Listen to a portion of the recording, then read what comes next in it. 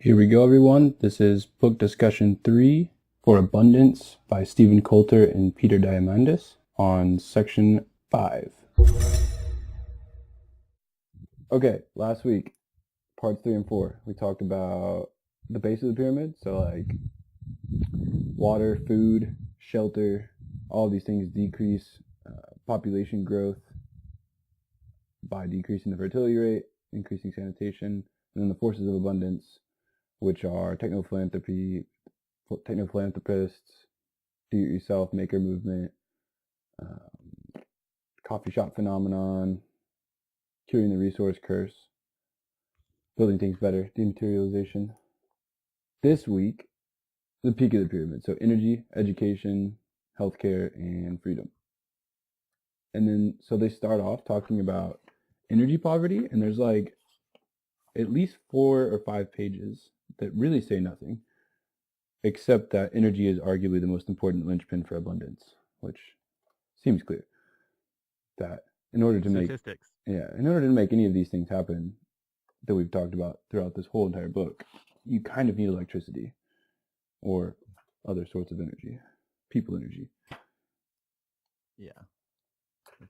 Like it goes a long ways towards stating that most of these issues, along with them requiring energy to be initiated and solve things, right above that is water, which energy goes a long ways towards solving water issues by doing sanitization on site and doing desalination, which helps health stuff, which even helps education because it gives back time to people from collecting water. So like all of those things kind of domino as you go up the pyramid, working on the issues from the bottom up. And then, No, go ahead. I was just going to say that I really enjoy the solar aspect of how depth it went into the modern kind of breakthroughs with solar energy. It's interesting. Yeah, I thought one of the cooler aspects of a lot of the progression stuff is how even though like places like Africa are going to be, slower to get all the technology, they also get to skip some of the steps that we've gone through. Like, right, don't ever need to have wired internet, probably. Yeah. Like, it'll just be Wi-Fi. Yeah. Or they don't ever have to, lay, they probably won't even, they'll probably skip a lot of the gas and fossil fuel stuff and go straight to solar and things like that. Yeah. And it's cool. A lot of these things they put forth, they say that a good way to implement them instead of doing a kind of a trickle-down approach would be more of a trickle-up approach, where you're basically dematerializing things and demonetizing them and serving the bottom of the economic ladder around the world first, getting cheap versions of things and then selling them back to like recoup profits or like use the innovations produced in that process to capitalize on the first world after the third world, which is like an interesting, that's a whole like BOP business, bottom of pyramid business, bottom billion targeting strategies. It's very like definitely goes against the grain of traditional thought up until like the last 10, 15 years. Yeah, absolutely. I thought it was cool when they were talking about artificial photosynthesis. And it always makes me think of this. There's this wasp that actually, it's like the only insect that photosynthesizes. It's super cool, but I don't know why it makes you think of that. No, that is pretty awesome. But yeah, like artificial photosynthesis, where they, taking like a purely mechanical system and getting it to do photosynthesis is like, they call that like solar fuel technology. That's like seemingly like some sort of like holy grail of energy technology, because we're essentially just feeding electricity or producing. That is one fucking cool wasp. It's super cool, dude. I thought the algae thing was pretty cool. Yeah, that actually ends up working. Yeah, I read up on it because that's been an ongoing thing since it dived into it a little bit in the book, but it really got big after the BP whatever Horizons oil spill, and they were like, this is horrible. We can't do the same thing we've been doing for 50 years. And so they were like, well, here's, they PR spun it off as here we're going to develop this algae stuff and whatever. But since then, I did a little bit of research on it, and I put a link to just some like it's kind of a deep dive into the technology of algal biofuels. But there was a lot of articles kind of decrying it, saying that it's kind of petered out, that they were just kind of like throwing a bunch of money at it to make it look like something was happening, and they really haven't like followed through with any kind of implementation. It seemed like all the labs of BP and like Exxon and some of the big oil companies like definitely made progress and potentially have like succeeded in creating these algal biofuels, but as far as like turning them over into So The battery thing is cool too. yeah, That's a pretty recent thing, I think, too. like the liquid metal batteries. I mean, but it's really not, because that technology's been around since, well, for a long time, but because the idea came from liquid molten salt reactors. But it's weird because there's like liquid metal batteries, algal biofuels, the clean nuclear, like these things. It's not like we don't have the technology for them. It's not like they don't exist. Like these things exist right now. And I researched this stuff in prep for this, and these things all exist. Like they've done the homework for the last several decades. These things have been in development, and you see from the time period of the book, which was 2012, or I guess 2011 when it was written, 2012 when it was published, to now, that's almost 10 years, and none of them have been introduced to the market, which is like it's not like strange enough to like invoke some conspiracy theory, but it's definitely like indicative of some sort of trend. There's no market demand, or there's no capitalistic, there's no opportunities for capitalism, for capitalizing on the market in general with the technologies that they already exist. I don't know. Yeah. It's strange. I mean, I guess that's the nature of capitalism, though. Until there's an actual demand, or until there's a lack of demand for other things, there's no need to like push out new things, because then you're just like short selling yourself in the future. Yeah, I mean, I guess a lot of the time it can be expensive to develop something new, and then expensive to like incorporate something new as well. Right, but I think it's like like gas engines. Number one, you have like the petrodollar, but then you have like 150 years of like iterations on a theme that you don't need to go away from, and you still make money. So like, why roll out the next line of things now when you can do it in 10 years and just keep making steady money? Exactly. Yeah. I mean, that's really what like Tesla and stuff is doing. Actually, they're doing the batteries and the cars. Right. And I guess really the two are linked. Yeah.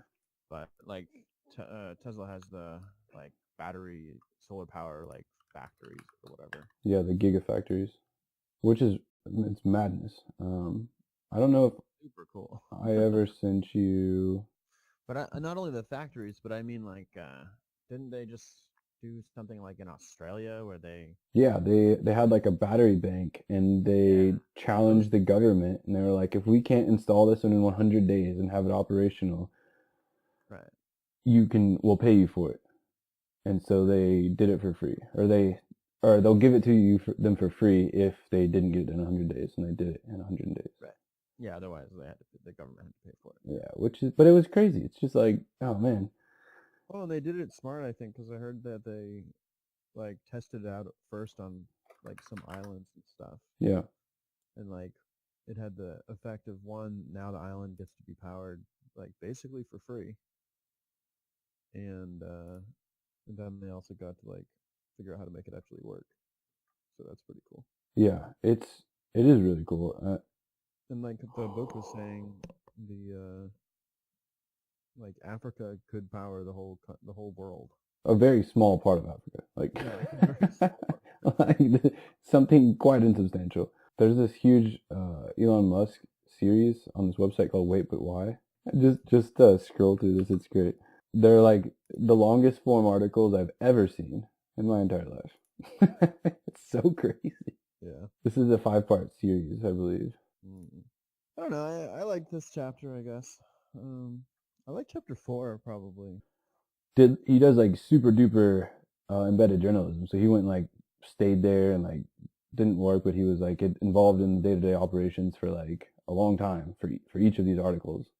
Oh, I thought that there's an article in the links about using IBM's Watson as a Dr. Daily.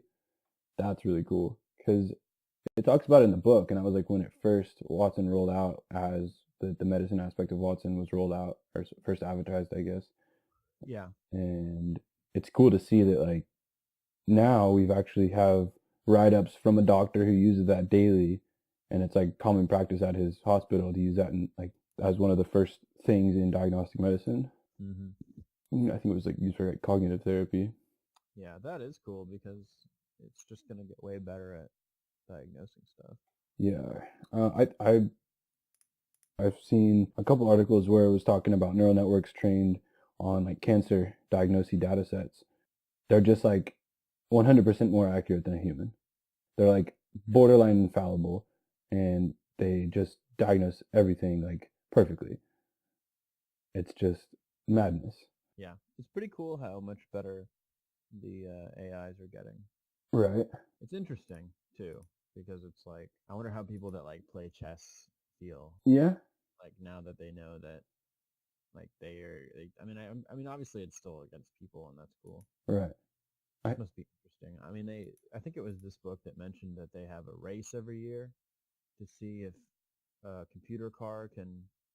Yeah, that's what was like the genesis of it's called the Grand Race. That was like the genesis of like all the self-driving car companies that exist now. Yeah. So I mean, it's just interesting that like it's only a matter of time before AI can do anything we can do better. Yeah, I don't know. And I hate to harp on Musk, but like that's his big shtick about the advancements in AI, and his big, it's not necessarily fear mongering, it's probably necessary attention calling to the dangers of things. Where he is big, like, what do we do about it is, well, we put the AI in our head and make it help us, essentially. And that's what like Neuralink's all about. And well, I mean, yeah, that's different to me than what people are scared of. Yeah. I don't think people are really scared of that. But I think most people that are afraid, quote unquote, of AI, like, don't know what they're talking about. Yeah, I don't know. I mean, I think it's complicated, but I think that I just don't really know what could happen. Yeah. Like, it seems like that I don't know. I think the biggest bottleneck right now in terms of like seeing things that could be potentially scary is that we're working with like neural networks and very specific algorithmic systems that do specific things. And it's like so specific. It's granular to the nth. It's more granular than our medical graduates today, because that's the data sets have to be specifically about one specific thing. And there's some like interconnection where we see stuff with like data tagging, like live video feeds and data analysis, where we're like putting a bunch of those systems together and having them work jointly. But as far as like things that could be potentially scary, a human sees something and they're usually only scared of it if it seems threatening in its like abilities that are, proportionately greater than the humans. So we see these things where they're very specific, but we're like, that's not as threatening as it could be or at all to our brains, because we think that this singly faceted thing, doesn't pose a threat because it is singly faceted, whereas we have multifaceted. But when you start getting things that are closer and closer to general AI intelligence, I think that's when we'll start to get the real, maybe necessarily fearable things, where we see, more realistic robots, more like personality type things, more things that come close enough to like the uncanny valley type situation, where you get this thing that's potentially indistinguishable or not easily distinguishable from human actions or thought patterns, and interacting with you in such a way that is apparent. That's definitely scary.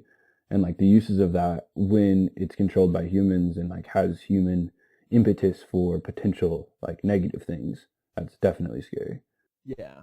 I mean, to me, I would say I would be more worried about less about AI gaining consciousness and trying to like take over everything or whatever, or wreck stuff, than I would like it's just going to become incredibly powerful, and it's going to let the people that are controlling it do like anything. Yeah, I mean that's the biggest fear, and I guess that's why, for me at least, it's easy to kind of brush aside the conversation as far as the specific direction of that conversation where people want to talk about AI taking over the world and stuff, because I just don't think that a logic-based entity is going to take over the world, because that doesn't make sense. At a very preservation level. But as far as the people, like, we already know people want to take over the world. We already know people are like, evil or whatever you want to call it.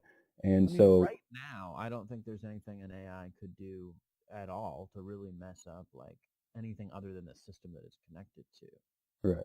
Unless it like gets so smart that it's able to like fry everything. Like that's about it. But it's not going to be able to like. Well, I mean, when you have like connected like smart grids and your water, electricity, and utilities, like there's potential for like hemorrhaging of resources and that kind of thing. I don't know. Sure. Network connected drones. I mean, if you want to get really crazy, I mean, you could probably dream up like a pretty realistic like Skynet type situation, but that's like. But that's the other thing is that like it would have to get into that system, which presumably is a closed system. Right. I don't know. Yeah. I guess I'm just assuming that like someone thought of this. Yeah. Yeah. It's not like there are a bunch of like robots sitting around ready for it to take control of. Yeah. Yeah. It's not like you just make a robot factory. That's definitely my thoughts. Yeah. With guns factory. Yep. It's not that kind of thing isn't going to happen. Like I guess it could like, get the nukes, but my understanding is the nukes and stuff have an element of a physical aspect that's needed to set them off. Right. I don't think you can just hack into a system with nukes. I think I think we have it set up so the two guys in there have to do their thing. Right. And like, it's just gonna get more and more like that.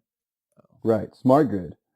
Cool stuff. So in terms of like most of the improvements we're going to see, or we would like to see, or that probably need to be seen in order to, increase abundance, the level of availability of resources, working up to the preponderance of freedom. All of those things are vastly improved by efficiency, building in better or smarter efficiencies into all the systems that go into that down the pyramid. So power, obviously we just talked about that being critical to every area of these increased availability of resources and improvements in sanitation and water and whatnot. So smart grid type stuff is really cool.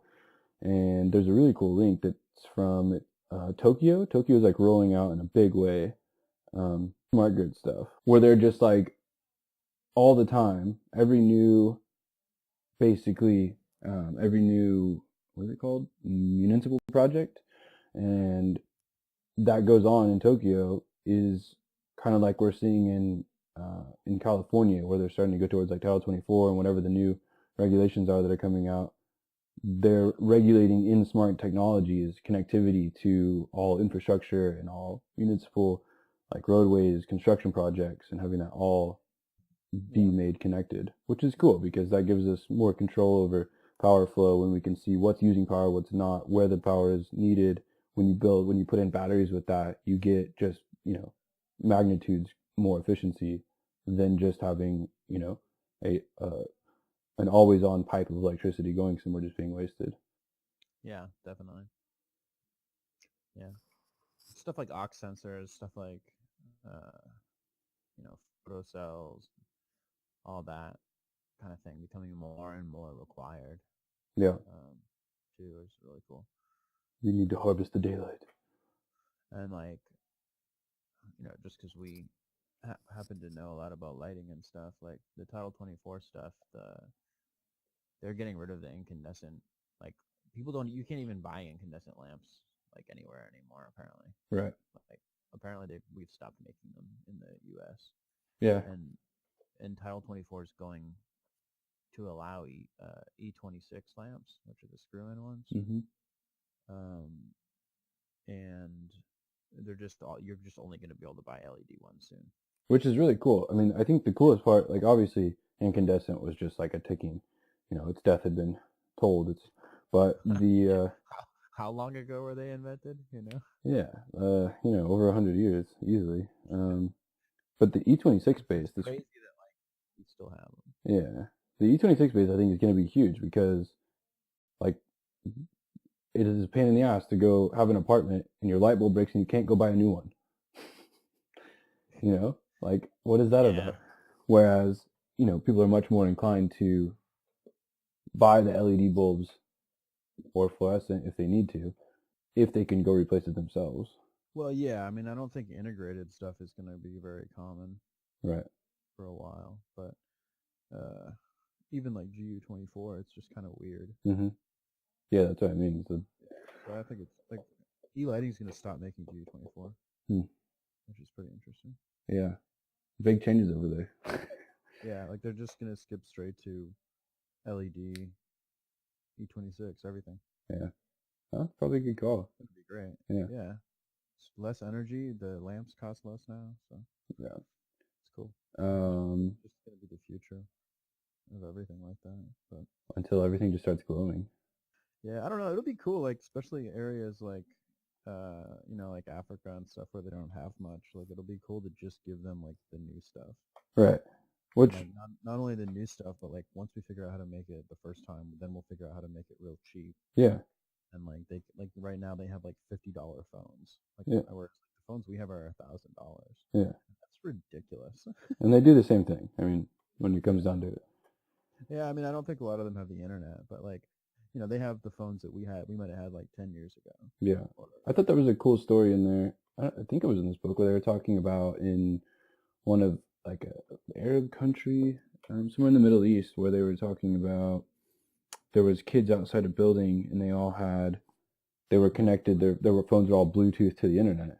And they were talking about how this is skipping way ahead, but to the freedom part. But they were talking about how that literally, it's interesting because the technology divide between old and young people became the generation gap. And so when the younger when the younger people, like 30 and down, wanted to communicate privately, they literally had the entire internet, and no one else older than them knew about it. So it's a private communication channel for potentially like hostile or oppressive regimes that just opens up, innumerable possibilities for freedom of press, information, assistance, that kind of thing. Yeah, and it's harder and harder to lock down all that stuff. Yeah. Like Egypt shutting off the internet. It's like, great, well, we still have Twitter and you can't turn it off. Like, yeah, because a lot of people had phone service. yeah. So that is kind of crazy. And soon, both Facebook and Tesla are now approved and starting like preparations to start launching. I think, no, Facebook's already done it, but Tesla just got approved, or not Tesla, SpaceX just got approved to launch their, I forget what it's called, Starlink or something, satellite network. They're like 2,000 low orbit satellites for internet to connect the entire world. Like, come on. That's crazy. Yeah. Wonder how fast it'll be. Well, it's supposed to, like, the goal is, it's like, in its tagline is low latency. So I assume probably normal satellite internet is anywhere from like 15 to like, like 500 ms, just like ridiculous. Yeah. So I would probably say the low end of that, which isn't bad. I mean, some hardlines are 15 if you like, depending on where you're at. Like, yeah. One thing I wasn't sure about, and I mean, I guess it makes sense, but one thing thought was interesting is the way they were talking about how, you have a phone now, so you don't need a camera. yeah. Like you don't need an alarm clock. Dematerialization, yeah. Yeah, but at the same time, like it's not at the point yet where alarm clocks and cameras would have cost more than my phones have so far. You know what I mean? Like. Or you're saying it hasn't been demonetized? Yeah. Okay. Yeah, I mean the most I ever spent on a camera was like $200. Right. And the most I ever spent on an alarm clock was like $20. Right. So like, and the phone costs me more than that every month. Whereas the dial, the landline. What does a landline cost?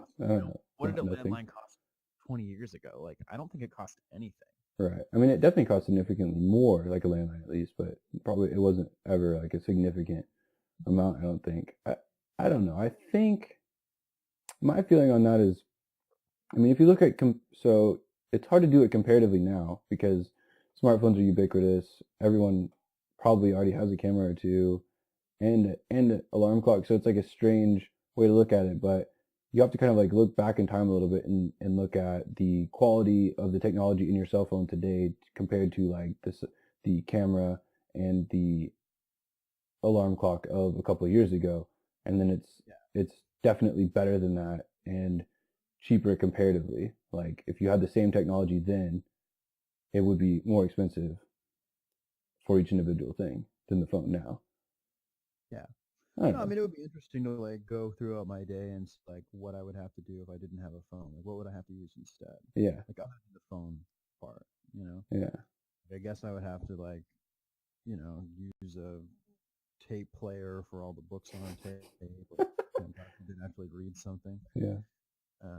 You know, but I don't know. That was a part that I wasn't sure that I completely agreed with, because if I mean, you know, what do you think the average person's phone bill is a year?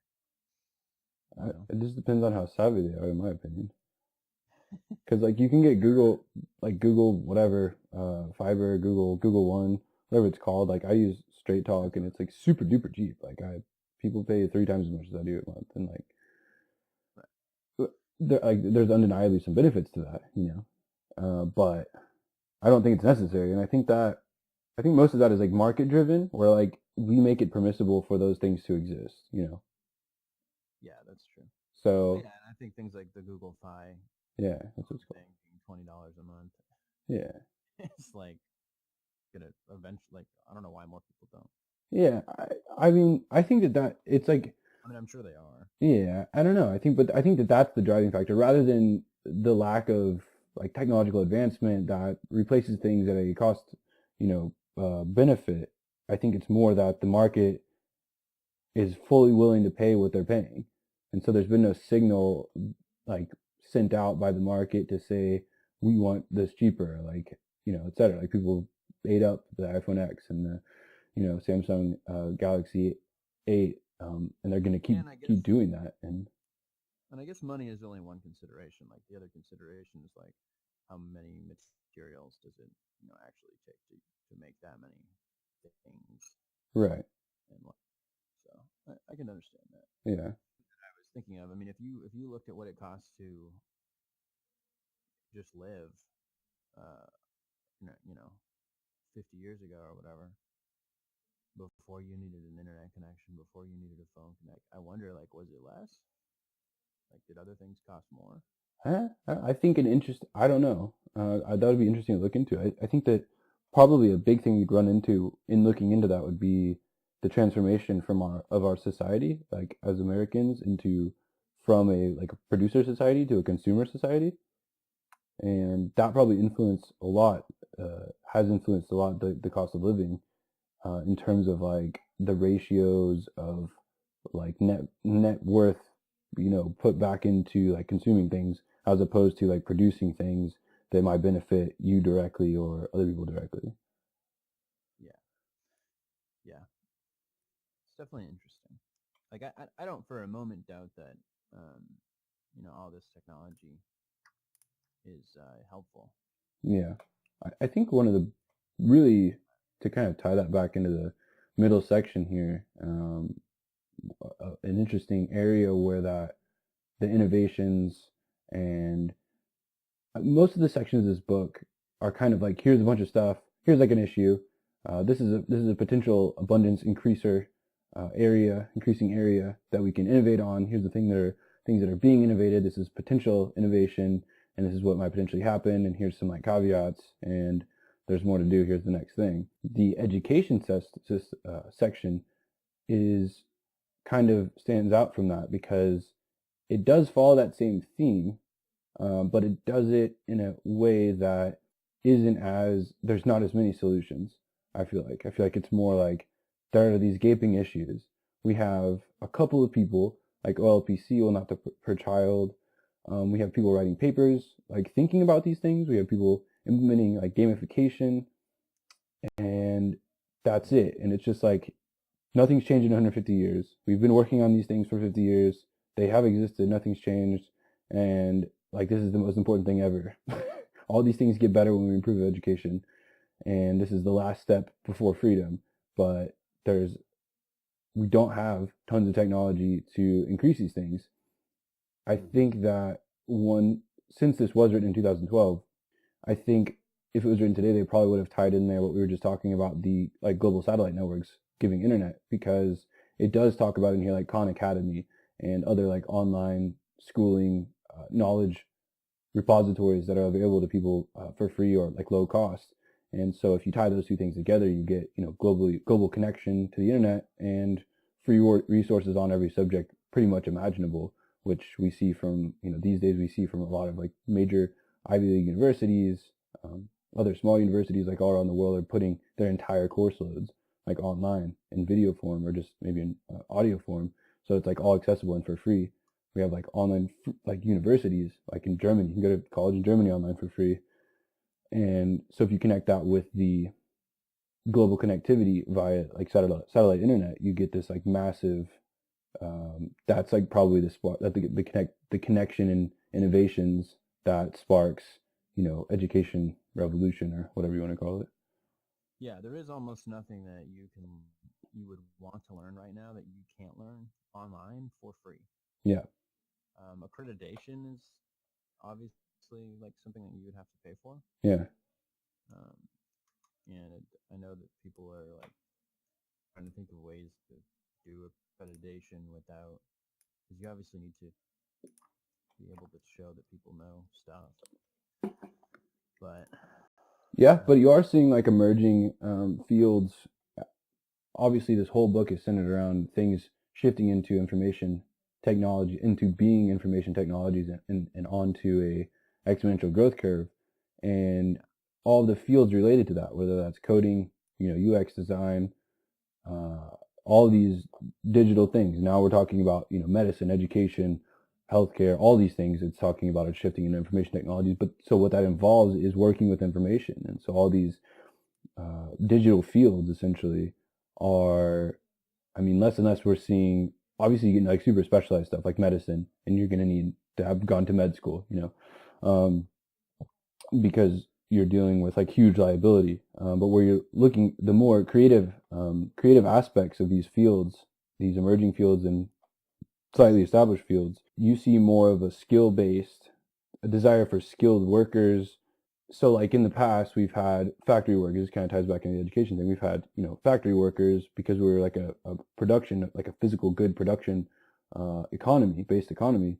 Now we're more of a consumer economy, but our major like quote unquote exports or products are mostly services rather than goods. So we have this workforce that's shifting from doing manual labor in factories to doing intellectual labor, you know, on computers. And so that, like a lot of those creative things, it's just a different form of skilled labor, which you don't necessarily need accreditation for. We're seeing more and more things like boot camps, like coding boot camps and short like training summits and retreats where people go and spend, you know, 3 to 9 months every day doing something that, you know, you could that's like analogous to going and doing like welders training, which takes about the same amount of time, and you just go do it for 9 months and you get a certificate, and then you go off and get pretty decent money.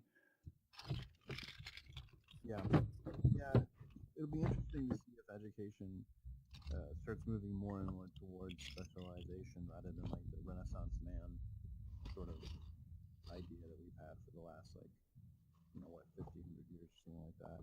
Yeah. All that stuff becomes way easier to just get for free. Right. Huh. That's interesting. I mean, I would almost lean the other direction, because a lot of the thinking has been that quote unquote Renaissance people have been the outliers. Those are the polymaths who are somehow special in that they acquire knowledge in like vast far-ranging fields, and we see them as the outliers, and we see that as like special or somehow different than normal people. But I think in my view of the situation is that now we're shifting towards this understanding of like neuroplasticity and the ability of the brain, of everyone's brain, that everyone's brain has that capability to essentially be a polymath, be a Renaissance person, and study widely and know all these things. Then there's really no limit to it other than like the amount of energy and time and study and, you know, passion you're willing to put into acquiring those skills and knowledge. Yeah, that's what I mean. I just mean that, like, previously, if you were going to get a bachelor's degree, at least 2 of the 4 years has nothing to do with what you're trying to get a degree in. Right. And a Pretty lot of stupid. that stuff most likely could just be learned somewhere else if you want to learn. Definitely the types of specific training we can get now. Yeah, I guess I agree. I see what you're saying now. I think that's more.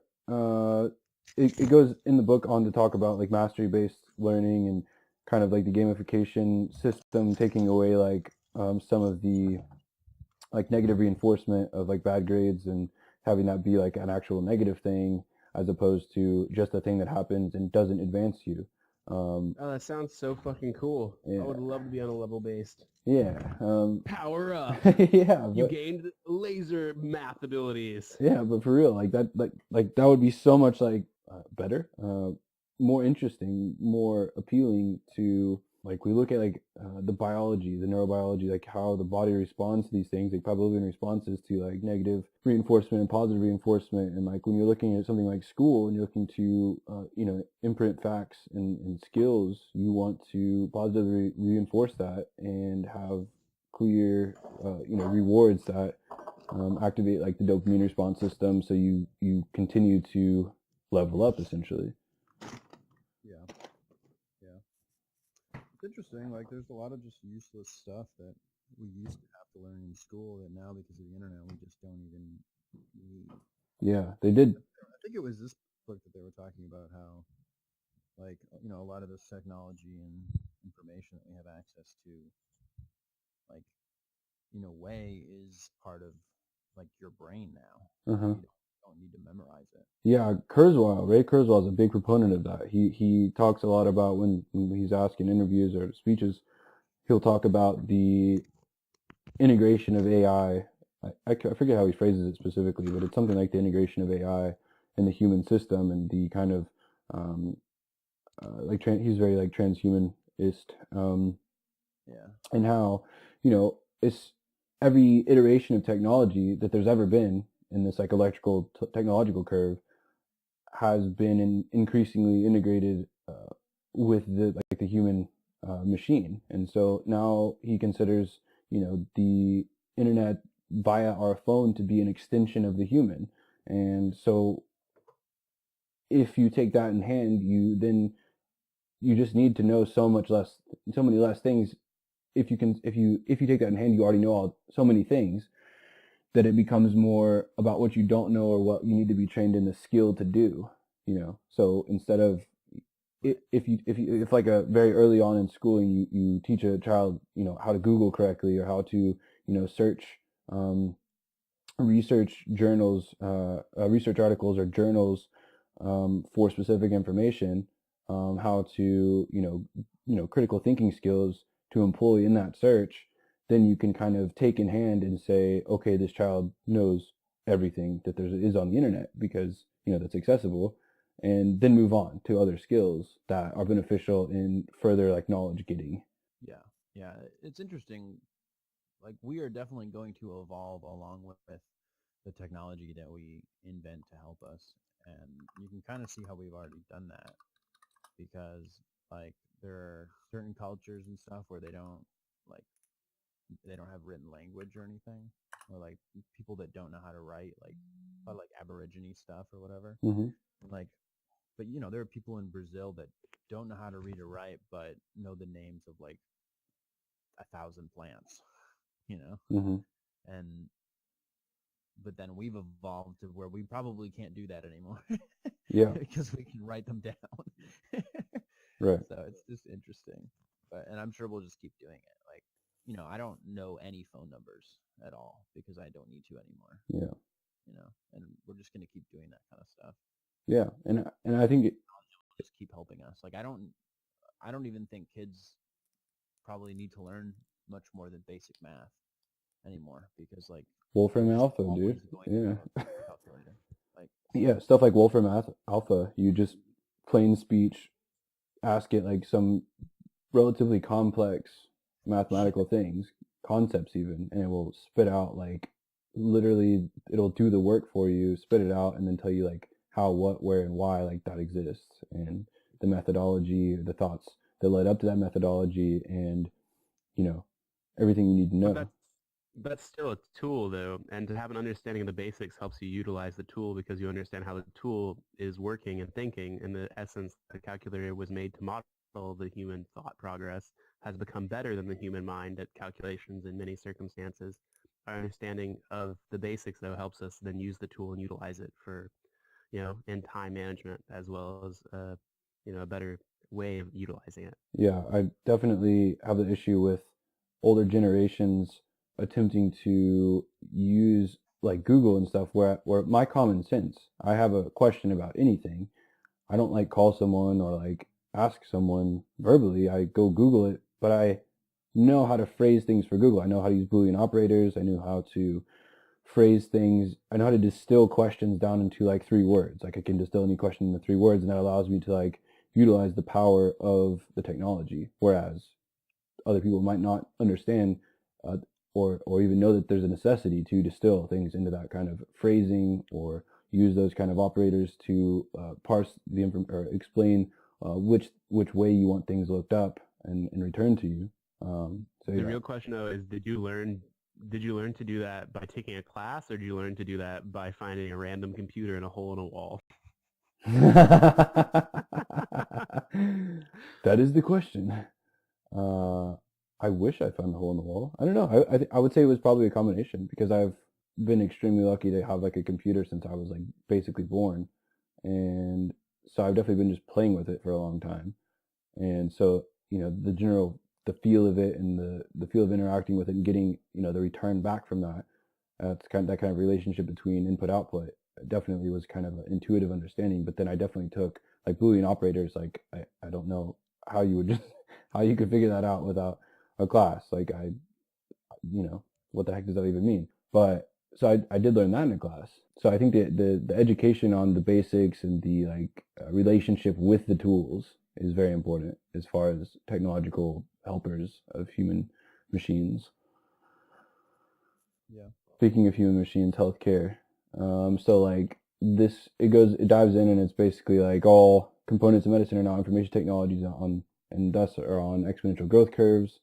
And then it lays out some problems. It says basically that learning medicine, becoming a doctor, takes time and practice. And because it takes time and practice, and also because the technology itself is on exponential curves, the time it takes to learn and practice doesn't keep pace with the pace of innovation. So there's a common saying that 5 years after graduating med school, 50% of what you learn is wrong. So, which is kind of, it's kind of staggering. You think about spending $100,000 to get an education, and then half of it be, way more. Yeah, way more than $100,000. The average doctorate, like coming out for a specialized PhD level doctor degree is up to $1 million. Well, so it's astronomically expensive, and 250 or 500,000 of that has been spent on obsolete things by the time that you graduate. So alongside that, because we see as the general public or as the people involved in healthcare, we see these innovative technologies happening and coming onto the scene. And so we always want, and probably the nature of our just like biological frailty and like the existential I don't want to die kind of thing, we always want to have the best healthcare, and so we want the latest and greatest. But any individual doctor comes out with a handicap out of the gate because everything's progressed since they went to medical school and learned everything. And also, they only have one brain and can't fit all those things in there. The specialization comes into play when you go get your degree. You're specializing in something generally, and that specialization is just that. It's a specialization. So when you are asked for a higher standard involving something out of the realm of your specialization as a doctor, you have several handicaps now because of the pace of innovation and the breadth of innovation. Well, I think it's that makes a lot of sense. Like, I obviously don't know specifically about this medical stuff, but I would imagine that rather than 50% of it being wrong, it's probably just not updated. Like, it's still probably sort of right, but then it just it's now narrowed down to something more right. Yeah, I mean, but you can point to like obvious things like cholesterol. Like for 50 years, people were like telling people that cholesterol is bad. It turns out that like I love that shit. it It's turns awesome. it turns out that cholesterol is like you actually need it, and you actually need like decently high quantities of it. And if you don't have that, and you take statins, like you could potentially really mess yourself up. So it's like that was definitely wrong. Like, Well, like nutrition is a little bit different. Like, I mean, most doctors don't know anything about nutrition. which I think goes hand in hand with that last point. That there's just a limit to what they can know. Nothing about it. Yeah. Well, that comes back into specialization Yeah. and mastery. And I mean, when you specialize in one thing, like if you're a doctor that specializes in reattaching just pinky fingers, you're gonna know a fuck ton about that one thing. yeah, I had a buddy that was training to become a specialist in fingers, just fingers. That's it. 6 years of school on fingers, basically. which is kind of crazy if you think about it. But that ties into like they're like, okay, this is obviously a problem. There's a problem because brains explode when you put too many things in them, and some of the things you put in them need to be taken back out, and you can't. So we have things like IBM's Watson, where you get this like massive connected system that's able to collate data, interpret records, reads journals, reads research, and then diagnoses things based on all of that, which isn't limited by like memory capacity or speed of nerve firing. It's literally taking all of that part and parcel, including nutrition, including these disparate disciplines that a human can't at this point reference all at once, because they either haven't trained in it or they have, and it's just not in their memory currently, and is able to spit that out in coherent, like effective diagnostics and questions. Oh, that's so cool. But is Watson is that an actual on a computer, or is that something that they wheel around, or they have on their watch, or maybe even just a fucking Android that has Watson integrated into its operating system and it's connected to a network of other Androids? Yeah, they have several iterations. So I think the most common thing is a tablet-like thing. There's a link in there. Oh, that's neat. Yeah, see, I need to click. I haven't clicked on that. I'll have to click on that. But that's... It's definitely a brainy hospital because it's smart. So... so here they have it in what looks like a little tablet. Let me see. There's a picture of it. It should look like Cortana if it wants to make me happy. It's just a program that hooks up to their... Yeah. But that's pretty cool. I mean, it's like rather than just have a library of medical stuff, it's a computer that has access to the library of medical stuff. Right, and obviously, That's not fair. I feel like the computers didn't have, just like Africa, didn't have to try to do this shit the hard way. I feel like the computers should have to go steal some dead bodies. To be fair, Watson has been playing chess against people for a long time. So.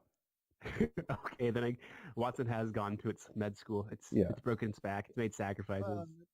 That all kind of goes back to the exponential properties of it, and that's really, it's just really just what makes humans any good at anything is that I didn't learn anything for the first time. Everything that I know and everything that I've learned, somebody else figured out first. Right. I get to use that to do my own stuff. Mm-hmm. And this is just the next step, is we're just making a database and making the database smart enough for me to give it some information and it spits back out the answer. Yeah. And whereas before I would have had to talk to 100 doctors probably. Yeah. And spend bajillions of dollars. Yeah.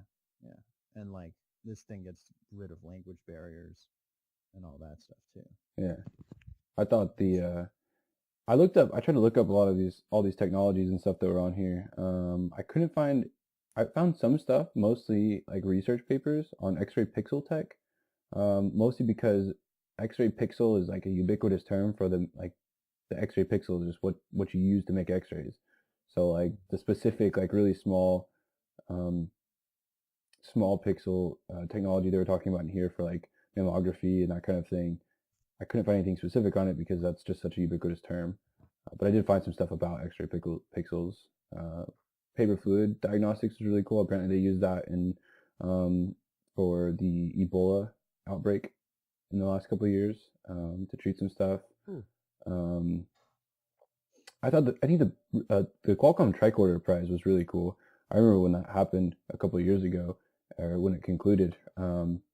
It was kind of like kind of a letdown because they were, it's a Tricorder X Prize. You expect them to have like a cool ass little shaver looking device that can, scan you with a laser and make cool noises and do stuff. But they ended up with like some boxes and hoses and like some weird suitcase looking contraptions that were pure function over form, which obviously that's the point of the yeah, I mean, that's the first. Yeah.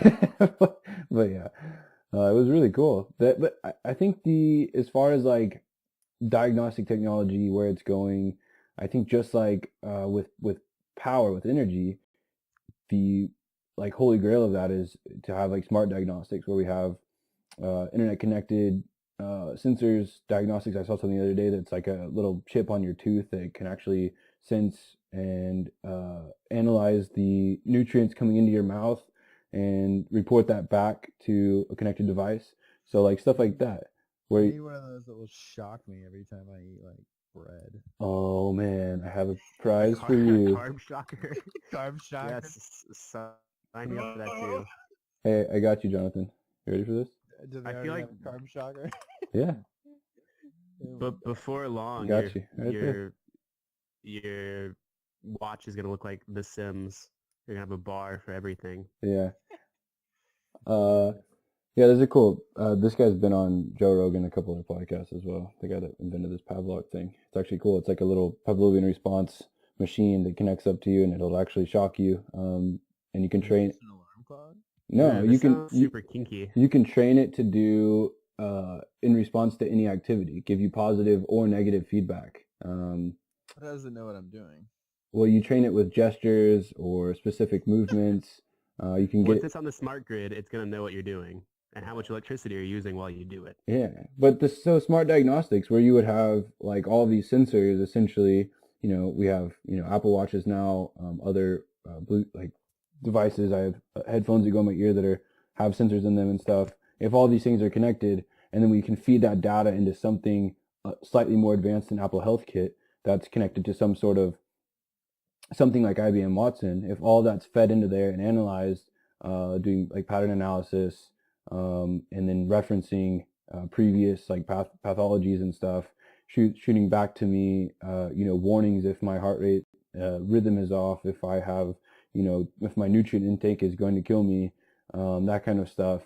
I thought that the coolest thing is where they were like, personal diagnostics will eliminate ignorance as an excuse for not taking care of ourselves.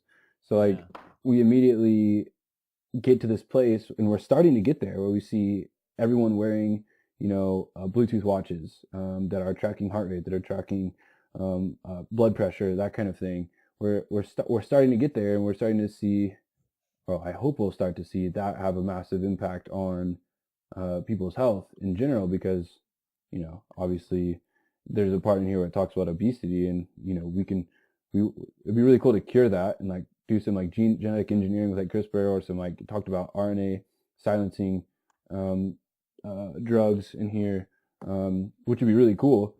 But it would probably be cheaper and probably better to have people exercise some personal discipline via Restraint. diagnostic feedback induced discipline to combat obesity. And yeah, I don't know. That's got a lot of problems, I feel like. And then you get into like, It's definitely gonna be a combination. yeah, I mean, at some point, it'll just be like, I think we'll just move towards more and more healthy stuff. yeah. I mean, as we come out of the fog of like a monetarily induced ignorance of what the heck we should put in our bodies, because we've had these massive industries spring up and have a massive lobbying power because they're massive and are serving their own interest. because of market demand or because of capital. All about society, and you're making it a lot about nurture versus nature of the human psychology, where you're really ignoring the fact that I think that in a humanist perspective, humans can achieve anything, but also have like a very innate desire to destroy themselves. And people want their freedom, which I mean, you've also stated freedom is so important in many ways. The freedom to make yourself obese, although you're not ignorant of it, you're destroying yourself. By all means, you can be addicted to sugar if you want to, and if that's your personal freedom, I don't know. I think and you there's, know what you're doing. but is that freedom? I mean, like, then you have to get into like what is free will. I mean, Sam Harris talks a lot about that, and he says Sam that Harris does talk a lot about that. doesn't exist. I don't necessarily agree with him, but you can go a long way down in the behavior chain. And But what if Sam Harris was obese? He's not. I don't think he is. I don't But know that we what can. if he was? Well, then we'd probably be having a different conversation about him, or not having a conversation about him. He'd probably be not Sam Harris. Yeah. Well, Um, I mean, I think it's a lot of different things. Like, yes, there's definitely a part of me that, like, obviously likes carbs, and there are evolutionary reasons for that. But the fact that like pizza exists is, or like fast food exists, is people specifically taking advantage of that, right. targeting people with that. Yeah. So, I mean, if you go from,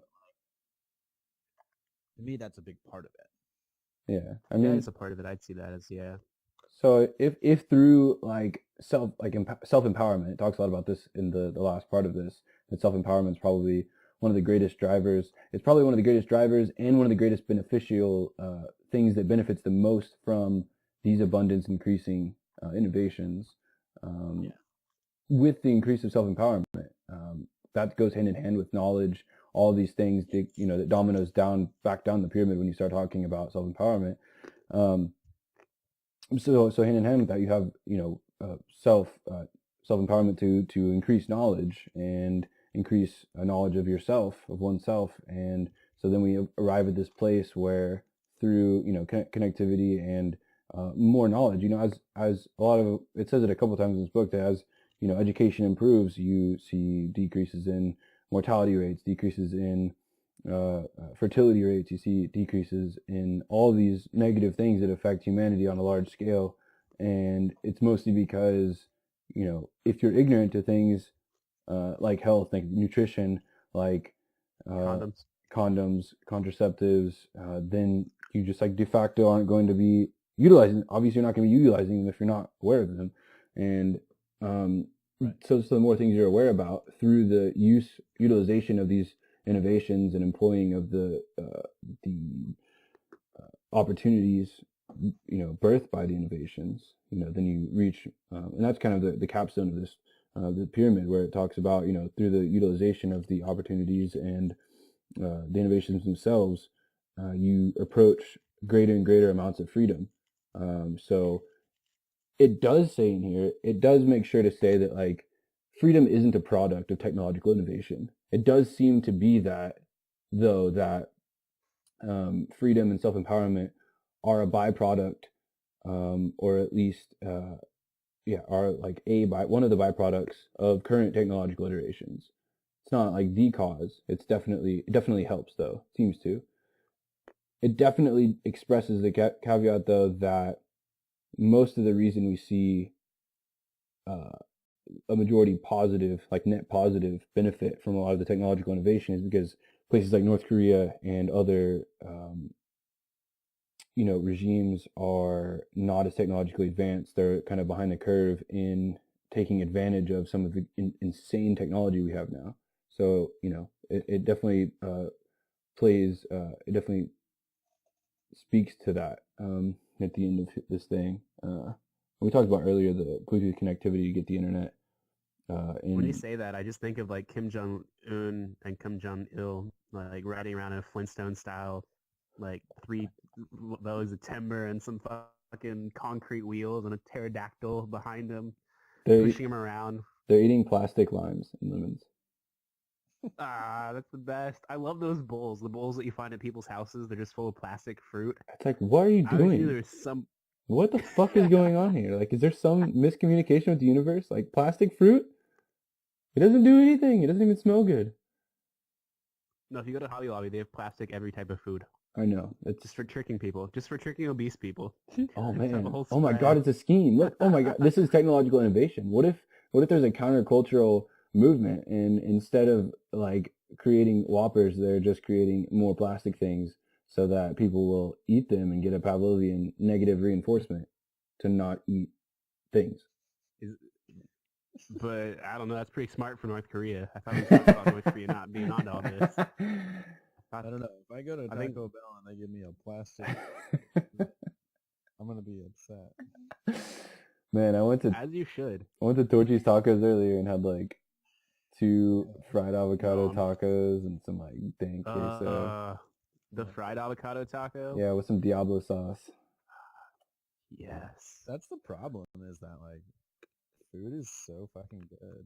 Yeah, but How's that a problem? so if we It's can one of CRISPR, life's joys, man. if we can CRISPR the goodness away, That's what. we just need to CRISPR the goodness away. But really not. We shouldn't do that. We should just CRISPR ourselves. Like literally, there's a thing in your body that says you're going to die. Keep this inside of you, and that's why people get fat. And so if you can just turn that off and eat as much as you want, and your body processes it out like it can, your body's like magnificent. Of course, it can process out everything, but your metabolism is set at a certain level so that you recoup or you keep energy, that excess energy, so that you don't die. But like we're not going to die, and we have unlimited food, so like. Right. We can turn that off now. Yeah. It's definitely interesting how we've taken advantage of a lot of those evolutionary. Okay, if Watson can just be like a little orb, kind of like not Wally, is that no the fucking little orb from like the new Star Wars that rolls around, but it has the voice of Neil Patrick Harris, Oh my god. and they have one at like every fucking hospital. He's like Neil Patrick Harris robot just wheels into the room. He's like, "Yo, patient, you're obese. The reason you're dying is because you're fucking stupid. Next person." But in the voice of Neil Patrick Harris, I'm just saying. We should definitely do that. Look, it kind of The looks like genius that. doctor. It kind of looks like that, dude. I'm really only sold by the Neil Patrick Harris voice. Yeah, that's gonna be cool. I don't know. I feel like the health thing, like most people know why they're obese. But, like that's not. And when Okay. you know we're still pretty young, but when you get older, you go to the doctor a lot. I mean, like a lot. Like if people start putting fingers up your ass, and not for fun, like for fucking like medical sake. Like when you get older, you have to. Yeah, I guess. I think I just I kind of disagree though. Like I honestly don't think people know. Like most people I talk about, and I say the word like ketogenic, or I say like anything about nutrition, about a vitamin. I say like beta carotene or like B12, and they're like, what? They don't even know what that is. And For sure. But that's all like the. No, but if a doctor that they see generally knows something like B12, probably though. Yeah, but that's also like the 2% of like the 100% that matters. Like all the supplements and stuff that you take or I take. but like with the standard American fare, like if you're even like a healthy standard American fare, like you have to eat those things, like or you're not healthy, and like as well as like like basic nutrition, like macro tracking and stuff. Like people don't even know that that's like because like I didn't know that was a thing for the longest time. The only reason I knew about it is because shit, I don't even know, because I'm crazy. But and that may be your point. But We're building on what humans have already known for forever, though. You know what I mean? Like probiotics, people have known that letting their cabbage turn into a pickly paste. but we didn't know why. helps your- But we didn't know why. But now we know that it like stimulates your gut biome, and it like allows the fiber processing microbes in your gut to produce more serotonin, and like the fungi in your gut to produce other things that are beneficial to the other organisms that affect your ecosystem inside you. But I like that. There shouldn't be like that shouldn't be the minority of people to know about that. Like that should just it should be common knowledge.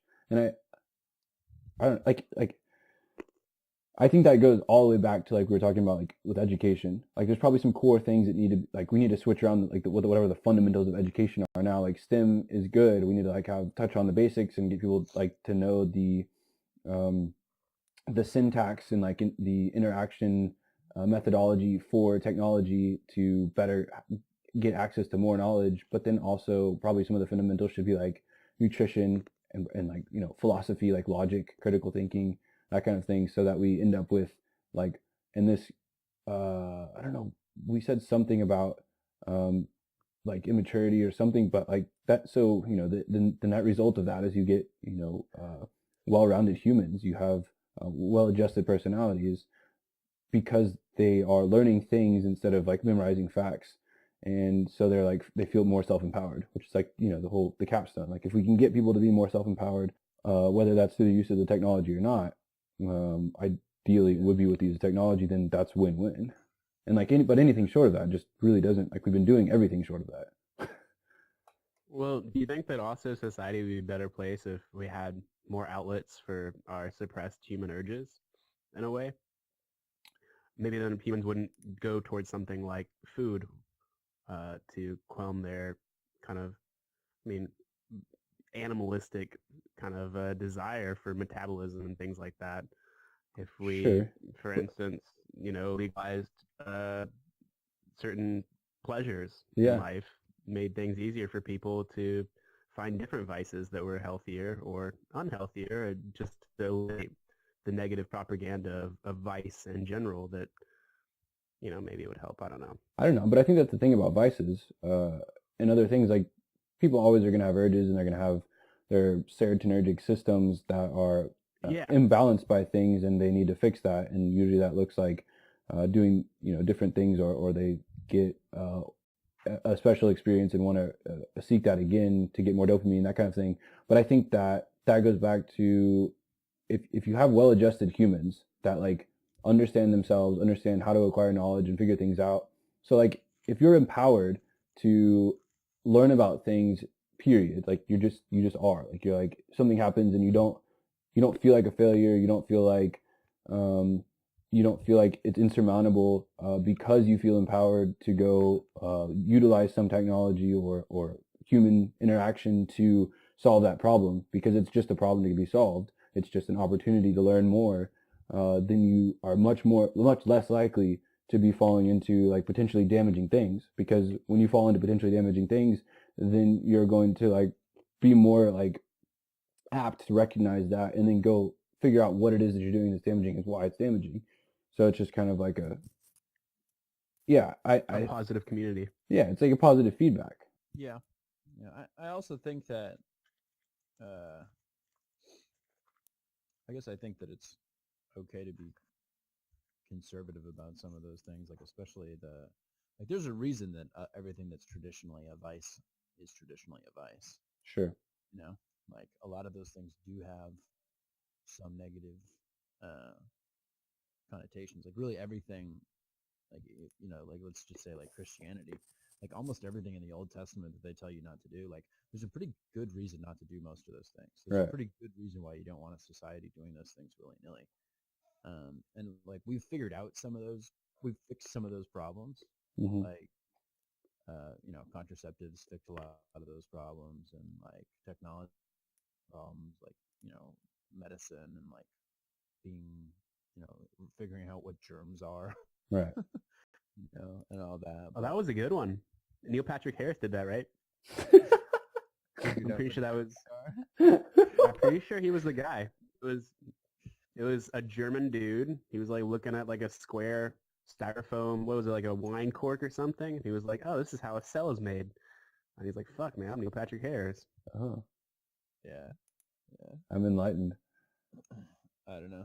Yeah, and I mean, I guess it depends on what vices you're talking about, but I mean, a lot of the time people just like like weed. I think weed is. It was more of just a question of like psychology. Where does psychology, the human mind, how we develop, not just as animals, but as conscious psychological creatures that have different tendencies, that we can look at it in such a scientific and non-emotive stance. But I feel like there is at least 10% of all the equation that is to do with technology and everything, but cannot be ignored, that is like the human psyche as well. Right. I don't How know. that develops with it. I mean, To me, that ties in, and it's like,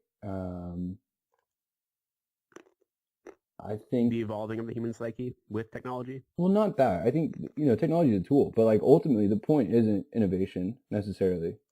That's just a kind of a stepping stone, or maybe not even a stepping stone, maybe like a paddle for the boat that we're in. And the boat's like evolution of like human consciousness, and like how do we like optimize this human machine, or if you want to get bigger than that, like the human entity, the race, the racial mind, the collective cultural consciousness that exists as that's the iterative um, you know product of the human species over all time that we've existed.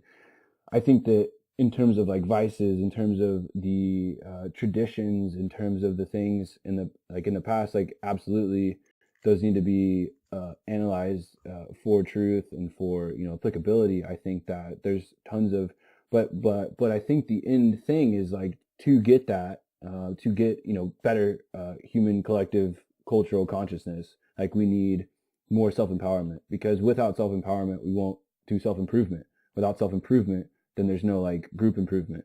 So like whatever that looks like is it just so happens that like these technologies might help a little bit towards freeing us up, giving us excess cognitive surplus, giving us deeper insights into what we are and how we're existing in terms of like with our environment, like the propagation of the species, and through that we get more empowered, and we get to the place where we can, or we start to integrate into our lives, because there's no magical place we arrive at, but we start to integrate into our lives as abundance and self-empowerment increases via these technologies and via other methodologies, which may be through vice, through exploring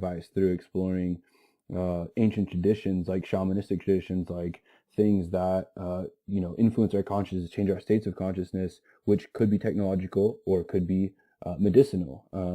And doing those things feeds back, and so then we get more innovation because of that, and then we get more self-empowerment because of that, and then the innovation leads back to maybe like faster than light travel, and we get to go somewhere and like explore other planets, and thus humanity doesn't die when the asteroid hits the Earth.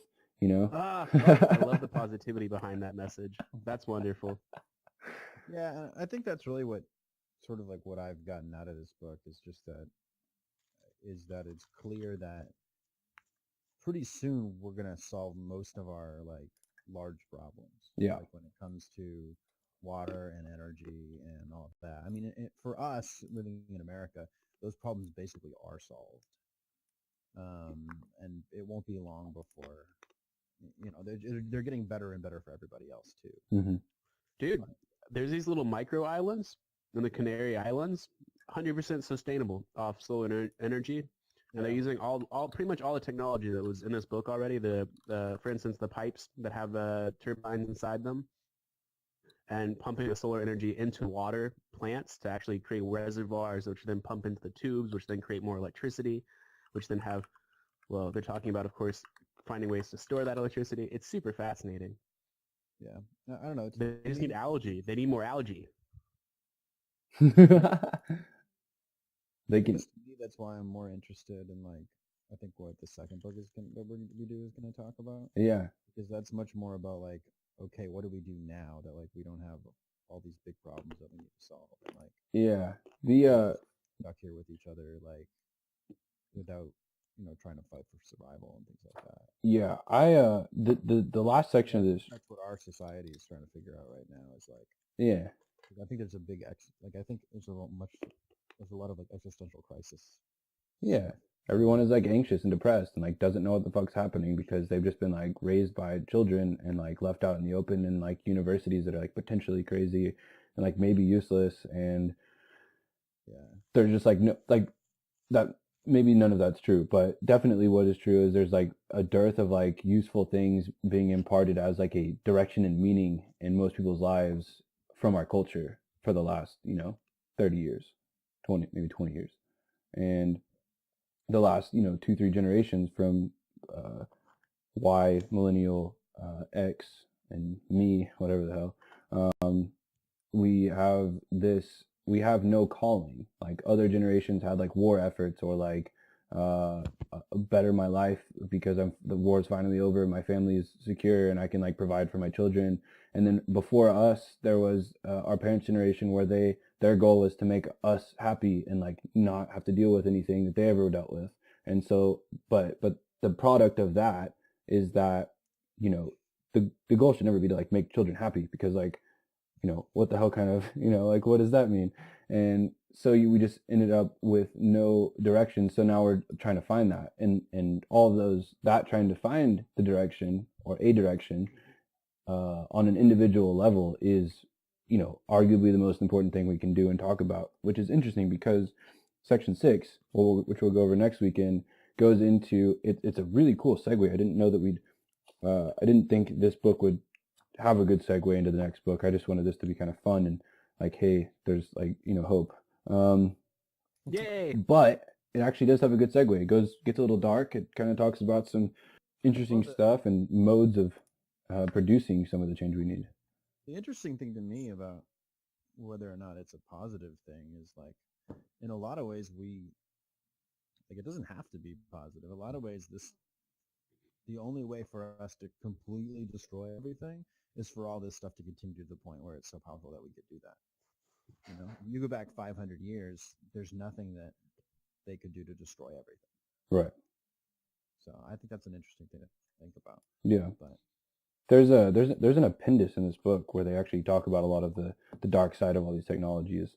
They do a little lip service to it throughout the book here and there. Like, you know, even with like super high mortality rates and like all those kinds of things. How is my computer going? You know, like I wonder, like, has average happiness went up? You know, like I don't know if it is. Like, I think right now our generation has an anxiety epidemic. Right. And that's really interesting because got like, you some statistics there, buddy. Even know what that is. Yeah. You know. Well, it could have to do with the calling that you spoke about, Zach, or I think it could also do about multiple two things that exist within society on many levels. Yeah. The sense of community, maybe the technology advancing and how we cope with that. We're developing with it, and that's giving us the anxiety. I mean, you know, that is really a fascinating thing to say, though. Yeah. I mean, it's interesting because, like, you know, I don't think that, you know, people that were Little House in the Prairie or whatever, like, you know, that kind of a frontier home thing, I don't think they had. No, everyone on that show seemed pretty like base level. Yeah, I mean, not just the show, but you know, like, you know, they have something to clearly work towards. They have something to like. Right. They have very clear goals, very clear like sense of who their community is and things like that. And like for us, like there's just so many things. But none of them are like actual things. They're just like things that exist and like are distractions or outrage. A lot of the time, like the things that we're working, like our jobs and stuff, like are very like nebulous. Like I may know logically what it is that I'm doing and like what it's accomplishing and things like that, but like I don't know if my like, you know, like evolutionarily, like I don't know if I can really tell that I'm even accomplishing anything. Yeah. Like, is your input increasing like a net output, positive output? Yeah. Does that do anything? Like, yeah. You know what I mean, like, does my brain know that? You know, it's really interesting to me, all that kind of stuff. Yeah. But does that have to do with anything with like the super ego? Because you know that it sounds like an evolutionary issue, but also sounds like a developing ego, which would be the super ego. You know, the community's ego and how it's changed with technology and with Facebook and advertisement and the media and everything that's happening around us with technology as well, developing a cloud of information around us that's changing our perception. Yeah, and it'll be interesting to see what happens when the whole world is like that. Which, I mean, like we talked about earlier, that's literally like, let me see, I think they already launched it. SpaceX satellites are in the air right now, broadcasting internet. That's the plus side. Like, at least we Yay! too. Like, we'll deal with Snapchat. It'll die eventually. And well, to me, that's why these two books like go so well, are gonna go so well together. And I haven't read the second one, but yeah, but I know what it's is because like this one is basically just showing us how we're not gonna need it soon. everything's gonna be figured out. Yeah, I'm excited. I ordered mine. I'm gonna start reading it next week, and it's gonna be fun. I guess I need to do that. Yeah, It's not on the floor here. They're either in there. yeah, it's on audiobook. He actually narrated it himself. Maybe I'll buy that.